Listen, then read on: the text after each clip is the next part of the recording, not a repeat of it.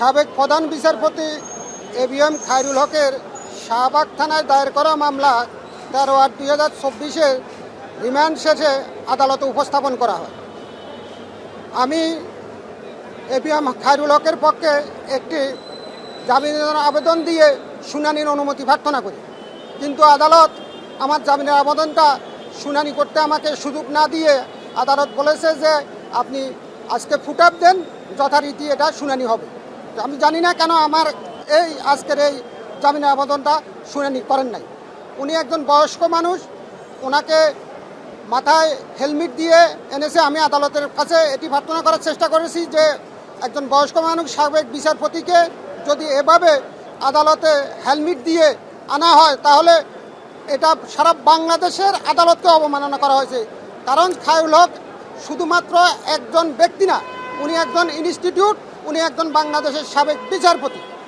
যদি আমি সাবেক বিচারপতিকে যদি ন্যূনতম সম্মানটুকু না দেখাই তাহলে আমি মনে করি এই বাংলাদেশের সমগ্র বিচারাঙ্গনকে আমরা অবমাননা করেছি। উনি এখন রাষ্ট্রীয় নিরাপত্তাতে আছে। একটা রাষ্ট্র যদি ওনাকে নিরাপত্তা নাই দিতে পারে, একজন প্রধান বিচারপতিকে নিরাপত্তা না দিতে পারে, একজন প্রধান বিচারপতিকে নিরাপত্তার জন্য যদি হেলমেট পরাইতে হয় তাহলে রাষ্ট্রের আমি মনে করি এটা ব্যর্থতা, এটা নিরাপত্তা না। আচ্ছা, ওনার বিরুদ্ধে যে বিভিন্ন অভিযোগ আনা হয়েছে, রায় জালিয়াতি সহ বিভিন্ন যে অভিযোগ, সেই প্রেক্ষিতে গতদিন উনি বলেছিলেন যে দ্যাটস নট ট্রু। এই বিষয়ে আপনাদের কি? দেখেন, ওনার বিরুদ্ধে বলা হয়েছে যে রায় জালিয়াতি, এটা আসলে কিছুটা অজ্ঞতার কারণে এই কথাগুলো বলা হয়।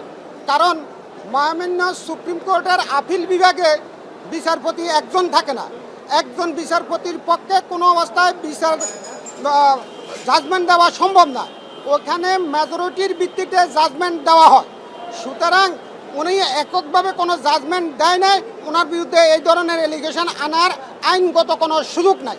তাছাড়া বাংলাদেশে যদি সংবিধান অনুযায়ী আপিলেট ডিভিশন যদি কোনো জাজমেন্ট দিয়ে থাকে তাহলে ওই জাজমেন্টের বিরুদ্ধে যদি কেউ সংক্ষিপ্ত হয়ে থাকে তাহলে উনি রিভিউ করার সুযোগ আছে। যেখানে রিভিউ করার সুযোগ রয়েছে সেখানে এইভাবে একটা ক্রিমিনাল মামলা কোনো অবস্থাতেই করা যায় না, ক্রিমিনাল মামলা চলে না। শুধুমাত্র হয়রানি করার উদ্দেশ্যে অথবা উদ্দেশ্য প্রণোদিত হয় আমি মনে করি বিচারাঙ্গনকে ছোট করার জন্য বা বিচারাঙ্গনকে নিয়ে কোনো দুরভিসন্ধিমূলক কোনো কার্যক্রম আছে কিনা, আমি খায়রুল হকের যিনি পক্ষে আছে, খায়রুল হকের যিনি বিপক্ষে আছে, আমি উভয় পক্ষকে এই জিনিসটা গভীরভাবে চিন্তা করার জন্য আহ্বান জানাই।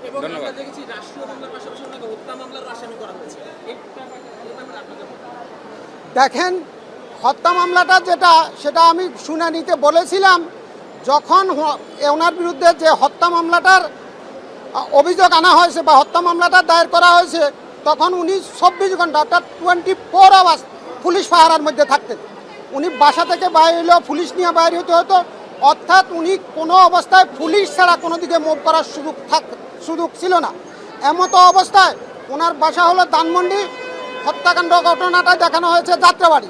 এখন পুলিশ পাহারা ব্যতীত উনি ওইখানে যাওয়াটা অসম্ভব ছিল বলে আপাতত দৃষ্টিতে, প্রাথমিক দৃষ্টিতে এই মামলাটা ওনাকে শুধুমাত্র হয়রানি করার জন্য